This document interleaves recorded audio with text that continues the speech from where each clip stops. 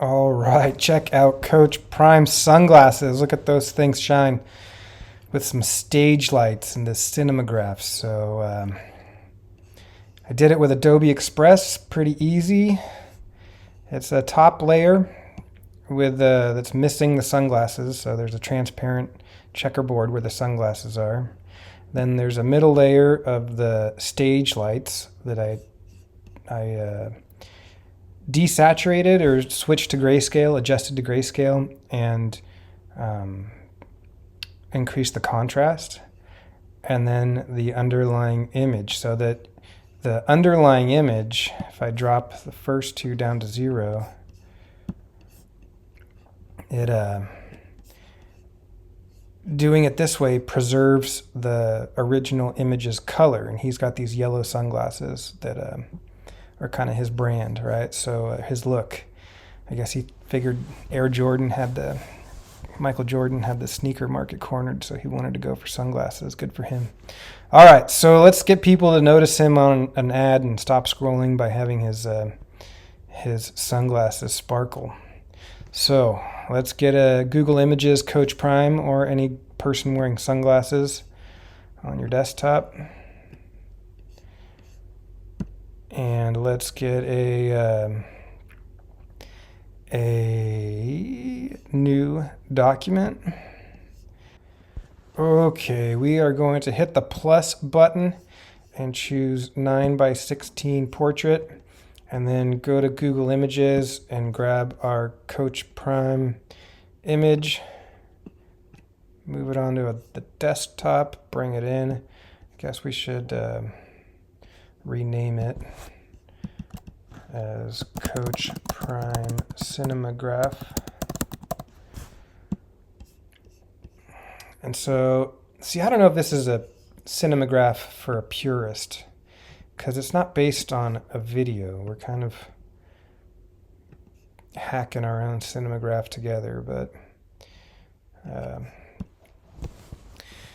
it still has motion and it loops, and so we can call it a cinemagraph because part of it's transparent and part of it's not. So all right, so I got Coach Prime Cinemagraph, and I want to X out of here and take a look at what we got. There's no layers panel, so we're going to need to duplicate this, and then marquee drag and hit align top center, or reposition them on top of each other.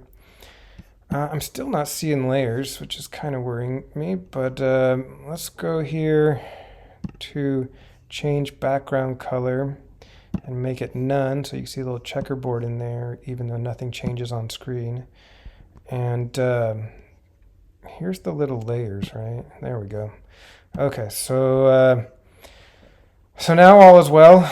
I can take the bottom layer and drop the opacity to 0, and then I can zoom in to like 75% and erase the sunglasses and get that checkerboard transparency there. So 75. Hopefully I'm not moving the image. Should scroll and not drag. Yeah, I just Command Z. I moved the image. Okay, now click on the image, hit erase, quick select is good, click inside the sunglasses, and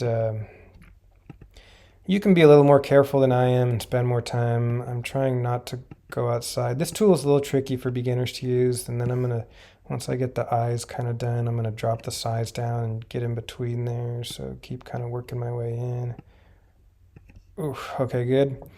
And then check out the marching ants, go to restore, and just, I don't want his nose lighting up, so make sure that's transparent. I don't know, you can spend more time and try to get some of these corners, but for demo purposes, I'm going to hit done and be happy with it. And now go back to fit, zoom to fit, 24%.